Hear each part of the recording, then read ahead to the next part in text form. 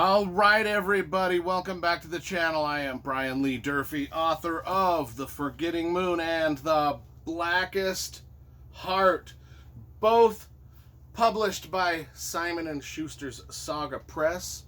Today, I'm going to be reviewing Riders of the Lost Creek by Louis L'Amour.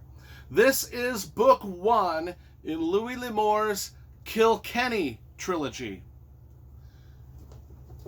I've got every Louis L'Amour book behind me right here, folks. My whole entire Louis L'Amour collection. Book one in the Kilkenny trilogy, Riders of the Lost Creek. I think it's The Rider of the Lost Creek. Book number two, The Mountain Valley War. And book number three, just titled Kilkenny. So I thought I would read and review this trilogy. This is... Before Louis L'Amour wrote under the name Louis L'Amour, he wrote under the name Jim Mayo. So right out of World War II, Louis L'Amour was a World War II veteran. And right out of World War II, he started writing novels. And he wrote this Riders of the Lost Creek under the name Jim Mayo in 1946. And he got and then he wrote The Mountain Valley War. And so he had these two books here. And wrote in 1946 and 1947. He was trying to get them published, and got rejected and rejected and rejected, and then he finally found a publisher, but they're like, we'll only publish those if you do some rewrites. And he was like, oh gosh, because back in the day, asking an author to do extensive rewrites, or any rewrites, was a huge proposition. They didn't have computers, they didn't have word processors. They had to retype the whole thing.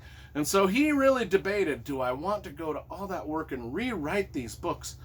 Or, you know, just do something else, do more different books, or accept the contract. It wasn't a big contract, but he really wanted to get published. So he rewrote the books. And they came out under Jim Mayo in the late 40s, Rider of the Lost Creek and the Mountain Valley War, book 1 and 2 in the Kilkenny trilogy. Now, he didn't write book 3 until, I think, 1954, and then he published this one under his own name. And these sort of fell into obscurity under the Jim Mayo name, and they didn't come back out. They weren't re-released by Bantam until the mid-1970s. So, for the longest time, Kilkenny was the only book in the trilogy published under his own name. That's an extensive history that you probably didn't want to know about Riders of the Lost Creek, which is the one we're going to review. Anyway, of all of the, another series that he wrote under the Jim Mayo name was Hopalong Cassidy. And Louis L'Amour is known for hating those 4 Hopalong Cassidy books that he wrote. And he refuses to his dying day, he refused to admit that he even wrote them. Even though he knew he wrote them and everybody else knew he wrote them. Because they were published under the name Jim Mayo, and that was his first pseudonym. His real name is Louis L'Amour, by the way. But when he first got published, he published under Jim Mayo. Anyway.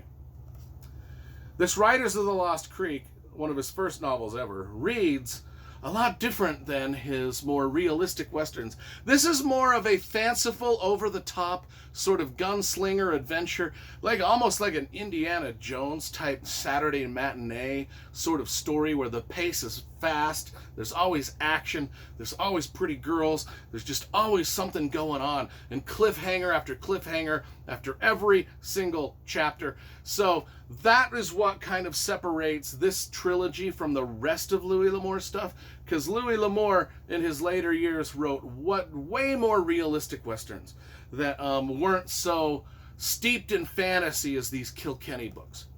That being said, these Kilkenny books are kind of awesome because they are almost like Western fantasies. They all are just sort of like these over-the-top adventures. And so let's just get into what this is about. And I'll just read the back. I just reread this. Like I said, it's a fast-paced story. It's a typical Western. And if you want to just read it's only 150 pages long. If you want to just read a really quick, action-packed Western by Louis L'Amour, this is probably the place to start, because this has got more action packed into it than probably any other 4 Louis L'Amour novels combined. But it's, so Kilkenny, the reluctant gunslinger. Yes, indeed. The cliches abound. Kilkenny owes Mort Davis his life. So when Davis finds himself caught in a violent struggle between 2 powerful and arrogant families, Kilkenny answers the call for help. He tries to broker a peace between the warring patriarchs, Webb Steele and Chet Lord, but soon realizes that Steele and Lord are merely pawns in a sinister plot that could destroy both men, their families, and anyone who gets in the way.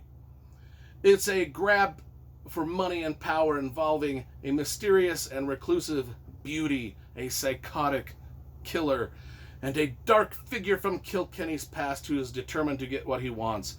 And what he wants most of all is Kilkenny dead. Of all the characters in this, I liked the reclusive beauty the most.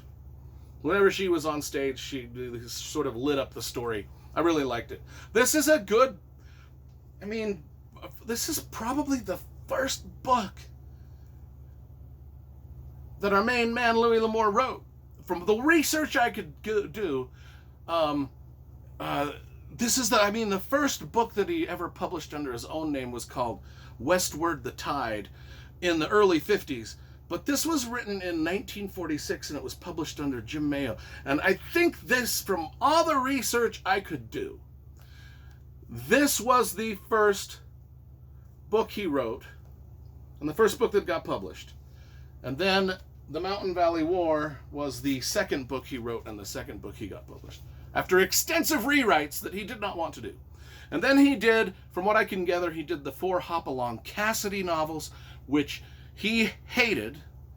Then his career sort of took off after that, under his own name. And then the Hopalong Cassidy novels and these novels stayed under the Jim Mayo name for a long time, and then they eventually Bantam Books put them out under the Louis L'Amour.